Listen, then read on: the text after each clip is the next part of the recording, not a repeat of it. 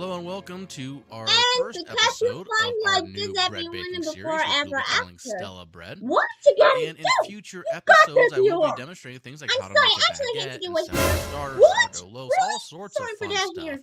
You actually But have what before you're we to can do get into that, we need to lay like a this. firm You really here? foundation Sure. that you can build I your have bread no baking life. technique Really? upon, and I'm nothing sorry, is more actually here basic to do and it. Have fundamental you right in the an iPad world view of there? bread You than left that the right. baker's I'm sorry, percentage. actually have to Now, do it. understanding the baker's percentage I'm sorry, I'm will gonna have it allow right now, you Iva. to No, create you your own can't. bread recipes I and your have bread do you know what? formulas, You but got you also have a right iPad. allow you to I have see how that's different not ratios of Iva. ingredients No will way. You interact to create can't. numerous different types of No, breads. no. And if the need All right, Iva. arises I'm to sorry, help you you're troubleshoot quietly. your bread Don't recipe touch that based upon your iPad. ratios. Not really Now, sure. simply put, the Well, baker's percentage I'm sets playing the your weight little of the tree. flour at 100%, upon which Oh, I all have other all that. ingredients Yeah, are you're a friend. calculated. Yep.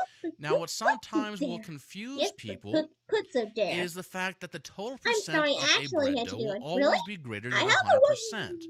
Now, generally speaking, you think about 100% of something, you have all these little parts Really? that add up Maybe to a you're total, calling. and that total is usually No. represented as a Oh, man. 100%.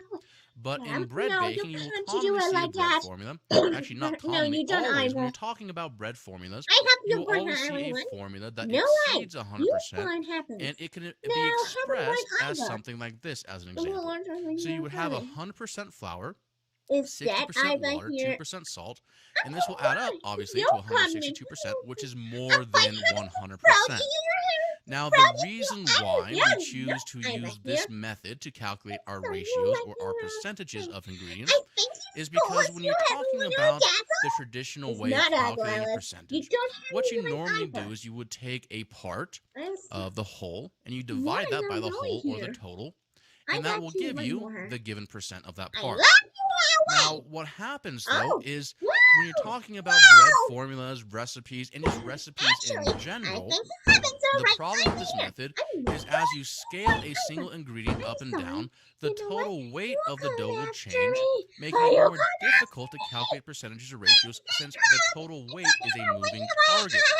So instead, what we like to do, especially when formulating bread recipes, is use the baker's percentage. So in this example, we're going to start with a nice big round number, and you always start with your bread flour or your flour in general when calculating your bread recipes, because again, your flour is always set at 100%. So we're going to start with a nice round number, 1,000 grams of bread flour. And like we talked about, the bread flour is our steady constant, and the steady constant will be set at 100%, upon which all other ingredients will be calculated on. So I'm going to say to myself, hey, I want to make a bread dough recipe, and based upon the type of bread that I want to make, I want to make a 60% hydration rate. And we'll talk more about what these percentages mean in a little bit. But for now, let's just say I want to make a bread dough recipe that has a 60% hydration rate. So what I would do is I would take my amount of bread flour and I would multiply it by 60%, which can be represented as 0.6. And I just put 0.60 here. Excuse me, just put 0.60 here, just to demonstrate the fact that it is 60%, make it a little bit easier to visualize. And of course, that will equal 600 grams water, which is 60% of 1,000 grams. No way.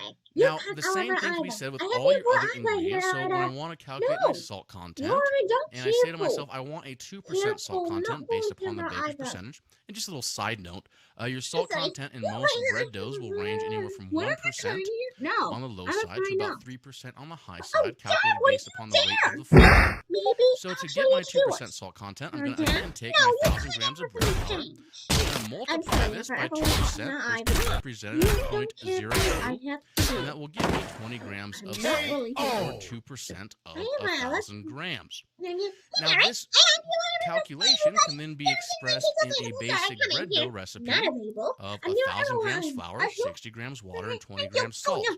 Now, the reason why I'm not listing yeast here is because yeast is somewhat negligible in the sense that as long as your yeast is active, just a small pinch of yeast will be enough to leaven 1,000 pounds of bread or more given enough time. So the amount of yeast that you add to a given bread dough recipe is based more upon how quickly you want your bread to proof and how quickly you want your bread loaves after they are formed to rise. So let's pretend that we didn't see this above example. We don't know what the percentages are, and someone just came along and gave us this bread recipe of 1,000 grams flour, 600 grams water, 20 grams salt, and we need to know the baker's percentage of all these ingredients because maybe we need to troubleshoot it. Maybe we say to ourselves, hey, the hydration rate seems a little low. This dough seems a little stiff. I need to figure out the hydration rate so it will give me a benchmark upon which I can either decide to raise the hydration or drop the hydration. And so the way that you would reverse engineer this is, again, your flour will always be set at 100%. So to figure out your hydration rate, you would take your amount of water, 600 grams, and you would divide that by the total amount of your flour. Here is 1,000 grams, which will give you 6.60 or 6%. Same thing can be done with your salt content or any other ingredient in your bread dough. So you take your 20 grams salt, you divide it by your flour again, and that's going to give you 0.02% salt content. Now, the reason why I use grams is because grams are base 10 versus ounces and pounds are base 16. So it's a lot easier to calculate percentages based in grams than it is to calculate percentages based in ounces and pounds. Now, if you are a serious bread baker and you really want to create great, consistent bread, you do need to commit to going out and buying a scale. And a good gram scale costs as little as $25. And this will give you the ability to be very exact in your bread formulas and your bread recipes and create a consistent product. Measuring flour by volume is just very, very inconsistent. So now that we have our bread recipe here, which is 1,000 grams flour, 600 grams water, 20 grams salt, and we understand that we have a 60% hydration rate and 2% salt content, this can be expressed in a baker's shorthand, and we can represent this as calling it a 62 dough. And the reason why we call this a 62 dough is because obviously the bread flour is always at 100%. So by saying 62, we understand that the hydration rate is 60%. And the salt content is 2%. And this just so happens to be the traditional ratio for making a baguette. Now, to put this into further perspective, let's look at a quick chart here. And you'll notice that I omitted the flour because the flour is always going to be at 100% no matter what. So we have liquid, salt, and fat. And these three main ingredients here, besides your yeast, or the time in which you want your bread to rise and proof. These different ratios will create a numerous amount of different types of bread. So let's list some common bread dough ratios. So if I want to make a Neapolitan-style pizza dough that I bake in my wood-fire oven, I'm going to use a 59% hydration rate, 1.5% salt, no fat, and I'm going to be using a special type of flour called double-hot pizza flour, which hydrates differently. We'll talk more about that in the future. But suffice to say right now, just this ratio of 59% hydration and 1.5% salt is going to give me my Neapolitan-style pizza dough.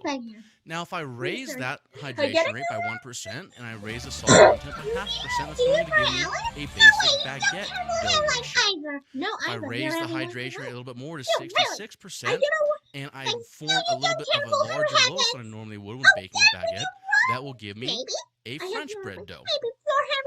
Now, when we talk about higher hydration loaves, when you start getting into about the 75% hydration rate, those are considered high hydration doughs, which you will normally see used in no-knead methods and no-knead bread doughs, which we'll talk about in the future videos. And commonly, you'll see this amount of hydration in sourdough bread as well. Raise that hydration rate a little bit more and add a tiny bit of fat, and now you have yourself a ciabatta dough. Now, the reason why I'm listing this here is because, to put into perspective, the only difference between a baguette dough recipe and a ciabatta recipe is about 25% added fat compared to no fat in the baguette and 20% more hydration. Now, if you take that same ciabatta dough recipe and instead of forming it into a slipper and baking it, and you instead form it into a round, flatten it, and stipple it with your fingertips, you now have a focaccia dough. And if you take a little step further and you start adding fat to get a white bread, notice how my fat ratio, my fat percentage, goes up to 17%, but my hydration rate drops to 54% because fat is technically a liquid, and it will make a more workable dough, so it'll need less hydration or less water content or moisture content in the form of milk, cream, or whatever you're using to create a workable bread dough. A little more fat, drop the hydration a little bit more. Now you have add a lot more fat. Now you have a rare occasion in which the singular ingredient will actually You've got to work on me before I so here is the traditional dough format.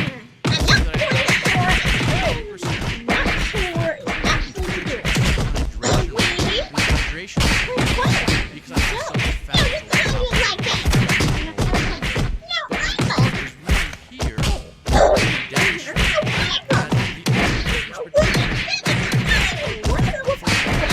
bread out it's just the ratios on which the seven ingredients like that. Now, if you have further questions, Stella.com/SB1, which is the Stella Culinary page and show notes for this episode, and you can ask your questions there, which I prefer because then we have one place where everyone asks their questions and gets them answered. But I also understand too that sometimes people are a little shy and don't want to ask their questions in public. So if you want, you can always shoot me an email, jacob@stellaculinary.com, with any questions regarding any sort of cooking technique or specifically the baker's percentage, and I'd be more than happy to get back to you and answer your question. My God.